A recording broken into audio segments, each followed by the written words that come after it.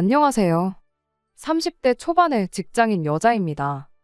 몇 년 전부터 저희 부모님이 제 결혼에 대해 부쩍 관심이 많아졌구나 하는 느낌을 받기 시작했어요. 알고 보니 그때쯤부터 제 또래의 친척 형제들 중 몇 명이 결혼 이야기가 오가고 있다는 상황인 걸 알게 되었습니다.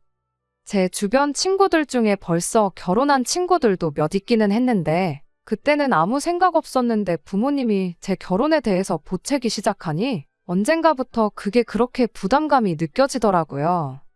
대학 들어갈 때는 친척들 중 누구는 어디 대학 붙었다더라 하는 이야기로 부담을 느꼈고 저도 적당히 괜찮은 대학 들어간 뒤에는 취직 자리를 두고 어느 회사에 갔다더라 하는 이야기로 부담을 느꼈어야 했어요. 제법 괜찮은 회사 들어가게 되면서 이제는 더 이상 친척 형제들과 비교당하는 일은 없겠구나 싶었는데 이제는 결혼을 가지고 똑같은 스트레스를 받아야 하나 싶더라고요. 이젠 저뿐만 아니라 제가 결혼할 상대가 어느 학교를 졸업했는지, 어느 회사를 다니고 있는지까지 신경 써야 한다는 게 참 그렇더라고요. 저한테는 오래 만난 남자친구가 있긴 했지만 결혼을 전제로 연애를 하고 있던 게 아니다 보니 저희 집에서 결혼은 언제 하느냐 하는 등의 이야기가 오고 간다는 걸 꺼내기가 참 힘들었었지요. 그런데 남자친구도 저랑 별반 다를 것 없는 상황이었나 보더라고요. 남자친구는 올해 35인데 회사 생활도 오래 했고 직급도 이제 대리를 달아서 집에서 안 그래도 결혼에 대해서 스트레스를 주고 있다는 사실을 전해왔어요. 그렇다 보니 자연스럽게 저와 남자친구 사이에서 결혼에 대한 이야기를 주고받기 시작했던 것 같아요. 그리고 그렇게 서로를 양가 부모님께 인사시키고 하는 상황까지 발전하게 되었지요. 서로를 양가에 인사시킨 이후로는 특히 제가 남자친구와 남자친구 부모님까지 같이 해서 가끔씩 외식을 하거나 어디 교회로 같이 놀러 가거나 하는 일이 있었어요. 그때는 마냥 좋은 분들이시구나 생각했는데 본격적으로 결혼 이야기가 오가기 시작하니 결혼은 현실이라는 말이 와닿기 시작했네요. 얼마 전 일이었는데 남자친구가 큰 집에 가족 모임이 있다고 저보고 같이 거기를 다녀오자는 이야기를 해왔어요. 이미 양가 부모님께는 인사가 끝난 상황이니 이참에 다른 집안어른들께도 저를 소개시키고 싶다. 뭐 그런 취지로 꺼낸 이야기라 하더라고요. 남자친구 부모님도 은연중에 너네 결혼하면 이런 식으로 이야기를 꺼낼 때가 있었고 저희 부모님도 남자친구가 나온 대학이나 직장이나 뭐 하나 빠지는 곳이 없다며 마음에 들어 하셨기도 해서 아마 이렇게 언젠가는 결혼을 진짜로 하게 되겠다는 생각을 가지고 있었던 것 같아요. 그래서 남자친구 말 맞다나 미리 얼굴 도장 찍어 놓는 것도 나쁘진 않겠다 하는 생각이 들었고 거길 따라가기로 했던 게 화근이 되었습니다. 너무 갑작스러운 제안이었다 보니 날짜를 조정하는 게 쉽지가 않았어요. 남자친구는 이미 회사에 이야기해서 월차 신청을 해놓아 문제가 없는 상황이었는데 저의 경우에는 사전에 이야기된 게 아니다 보니 어쩔 수 없이 아쉬운 소리를 해야 했습니다. 그런데 회사에서 친하게 지내던 직장 선배가 제 상황을 듣고는 저보고 거길 왜 가냐고 물어왔어요. 아직 결혼한 것도 아닌데 뭐하러 벌써 며느리 노릇을 하러 가느냐고 한마디 하더라고요. 그 직장 선배는 벌써 결혼한 사람이고 시댁 식구하고 안 좋게 지내는 걸 알고는 있었는데 남자 쪽 가족들하고는 적당히 거리 두고 안 볼 수 있으면 최대한 안 보는 게 수라는 식으로 말을 해올 때 저도 순간 아차 싶기는 했습니다. 그런데 지금 와서 생각해보면 그 경고를 무시하고 남자친구 큰 집에 따라갔다 온 게 정말 잘했다는 생각이 드네요. 회사에서는 그날 하루를 전부 다 빼줄 수는 없고 대신 퇴근을 조금 일찍 할 수 있게 조정해주겠다고 했어요.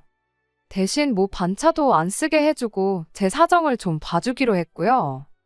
회사에서 진행 중인 프로젝트가 있는데 제가 주축으로 진행하던 일이기도 했고 마침 그날이 다른 회사 직원들까지 같이 미팅에 참여하기로 되어 있어서 더더욱 그날에 월차를 쓸 수가 없었습니다. 남자친구에게는 늦지 않게 도착하겠다 말하고 주소를 받아놨는데 제가 따로 출발해서 늦지 않게 도착하겠다는 그 말을 잘 못 알아들었었나 보더라고요. 바쁘게 회의를 끝내고 조금 이른 퇴근을 하고 부랴부랴 출발을 했는데 전화기를 보니 남자친구한테 어디냐, 어딘데 아직도 연락이 없냐 하면서 전화에 문자까지 잔뜩 보내놨더라고요. 미팅 때문에 전화기를 신경 쓸 겨를이 없어서 연락을 다 놓쳤던 건데, 아무튼 남자친구한테 지금 출발한다고 전화를 몇 번이고 했는데 전화를 안 받길래 뭐 급한 척 하더니 급한 게 아닌가 싶기도 하고, 아니면 거기서 바쁜가 싶기도 해서 별 신경 쓰지 않고 저는 저대로 출발을 했습니다. 그렇게 남자친구 큰 집에 도착을 했네요. 서두른다고 했지만 평소 퇴근 시간보다 조금 일렀을 뿐이지, 한참 차가 막힐 시간이라 예상한 시간보다 더 늦게 도착을 했어요. 도착하고 나서도 남자친구가 전화를 안 받으면 어쩌나 걱정을 했는데, 다행히 도착하자마자 남자친구한테 어디냐고 연락이 왔네요. 집은 주택이라 찾기가 쉬웠어요. 마당도 넓고 식구가 몇 명이나 온 건지 집 주변부터 해서 차가 잔뜩 주차돼 있고, 집안에서 웅성대는 소리가 바깥까지 들릴 정도로 시끌벅적하니 안 봐도 이 집이겠구나 싶었습니다. 주차하고 차에서 내리니 때마침 남자친구가 저를 데리러 나왔더라고요. 그런데 표정이 뭔가 안 좋아 보였어요. 한참 바쁘게 일하다 온 사람한테 고생했다는 말이 먼저가 아니고, 저보고 너무 늦었다면서 음식 준비하는 거 하나도 못 도왔으니 정리할 때는 꾀부리지 말고 열심히 하라고 핀잔을 주더라고요. 그때 직장 선배가 한 말이 머릿속을 스쳐 지나갔네요. 아직 결혼도 안 했는데 며느리 노릇 하러 가냐던 그 말이 말이에요. 나 손님으로 오는 거 아니었냐, 내가 왜 음식 준비며 뒷정리를 해야 하느냐 따질 새도 없이 남자친구가 저를 데리고 다니며 집안어른들한테 저를 인사시키기 시작했어요. 식구가 엄청 많아서 누가 누군지 기억도 못하겠고, 아까 본 사람이 지금 본 사람 같고 정신이 없는데, 남자친구 큰어머니라고 하는 분이 바빠 죽겠는데 인사 같은 건 나중에 하면 되는 거 아니냐며 저보고 와서 상 차리는 거나 도와달라고 하는 겁니다. 남자친구는 그러세요 하고는 저를 두고 친척 어른들이 따로 모여 있는지 시끌시끌한 방 안으로 휙 가버리더라고요. 주방에 있는 친척분들한테는 인사도 제대로 못 드렸는데 얼떨결에 붙잡혀서 음식 나르는 걸 도와줬어요. 남자친구가 기어코 친척분들한테 저를 소개시키고 싶다고 해서 애써 우리 회사 사람들은 물론이고 타 회사 사람들한테까지 양해를 구해가며 억지로 시간을 내가지고 먼 길 운전까지 하고 와서 내가 생전 처음 보는 사람들 집 주방에서 뭘 하고 있는 건가 싶었습니다. 남자친구가 음식 준비 하나도 못 도와줬으니 눈치 보라고 했던 그 말도 계속 머릿속에 맴돌고, 그런데 가만 보니까 주방에서 음식들 하나씩 해다 날르는 건 온통 여자들 뿐이었고, 남자친구를 포함한 남자 식구들은 전부 그 시끌시끌한 방에 모여서 하고 있던 게 뭔 해외 스포츠 경기를 보고 있었습니다. 몇 개나 붙여놓아 거실을 꽉 채운 밥상은 이미 다 준비가 되어 있던 상황이었는데, 그 집구석 여자들은 한 명씩 돌아가면서 그 방 앞에 기웃거리면서 식사 준비됐다, 진지 드시라 하면서 눈치만 보며 차려놓은 밥도 못 먹고 가만히 앉아 있더라고요. 그놈의 해외 축구 경기가 뭐라고, 한국 선수 한 명 나오지 않는 경기를 두고 누가 더 잘하네 마네 하면서 아주 축구 감독인 것 마냥 지들끼리 토론을 하고 있더라고요. 나와서 밥 먹으라고 한 명씩 돌아가면서 사정을 하다시피 하는데도 듣는 둥 마는 둥 하면서 지들끼리 저렇게밖에 못하냐며 TV 속 축구 선수한테 열을 올리고 있는데, 그 꼴이 참 어이가 없었습니다. 전반전이 끝난 건지 그제서야 한두 사람씩 나와서 밥상머리 앞에 기웃거리는데, 후반전을 시작부터 챙겨봐야 했는지 경기 시작하는 소리 듣겠다고 TV 소리는 어마무시하게 켜놓고 왔더라고요. 사람들 떠드는 소리에 시끄러운 TV 광고 소리까지 섞여가지고 정신이 없던 찰나에 후반전 시작하는 소리가 들리니까 몇 명은 먹던 밥 내려놓고 방으로 다시 들어가질 않나, 몇 명은 커다란 접시에다가 지들 입에 맞는 반찬 몇 개씩 가득 집어다가 방으로 들어가질 않나, 아주 난리도 아니었습니다. 더 어이가 없던 건 그걸 가지고 아무 말도 안 하고 있던 그 집구석 사람들이었어요. 남자친구도 그 와중에 이 집에 아는 사람 없는 저를 챙겨주는 게 아니고 축구 보겠다고 방에서 가까운 자리에 앉아가지고는 저는 안중에도 없었습니다. 정신이 없어서 기억은 안 나는데 후반전 시작하자마자 방으로 제일 먼저 들어간 게 남자친구였었을 거예요. 밥상머리 예절도 아주 더럽더라고요. 숟가락 놓고 일어났으면 그만인 거지. 방에 접시 들고 들어갔던 사람들 몇 명은 다시 나와서 고기 몇 개 집어가고 차려놓은 뷔페도 아니고 아주 가관이 따로 없었습니다.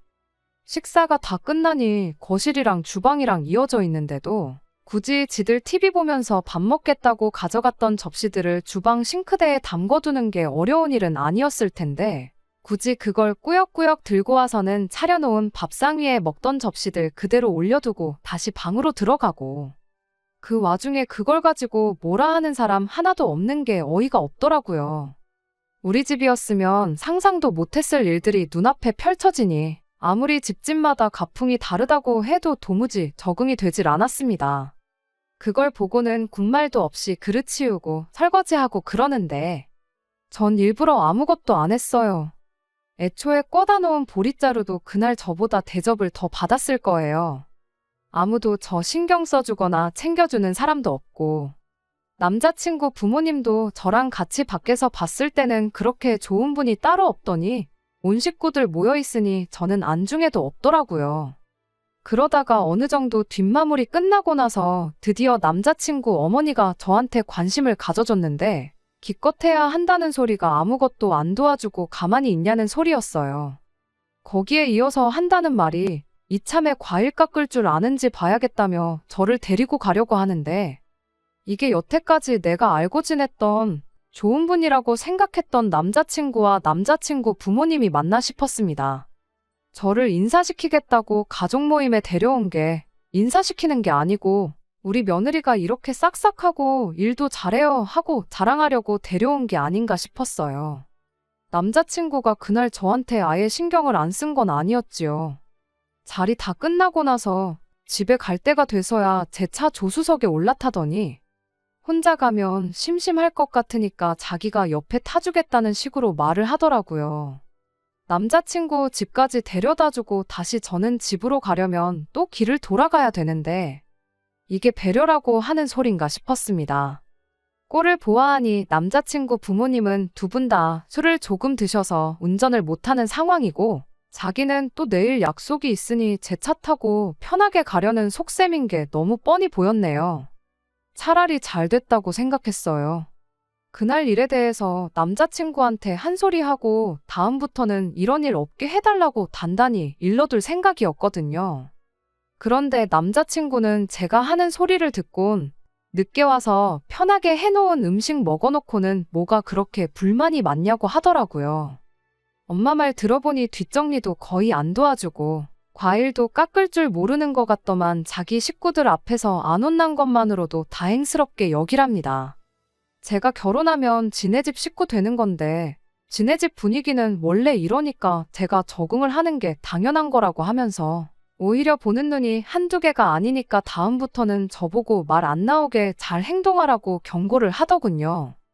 결혼할 때 되니까 본성이 나오는 건지 결혼 이야기 오고 가니까 이제 다 잡은 물고기라 막 해도 상관없다고 생각한 건지 모르겠는데 차라리 결혼하기 전에 진짜 본성을 알게 된 게 참 다행이구나 싶었어요. 그리고 이 결혼은 하는 게 아니라는 확신이 들었습니다.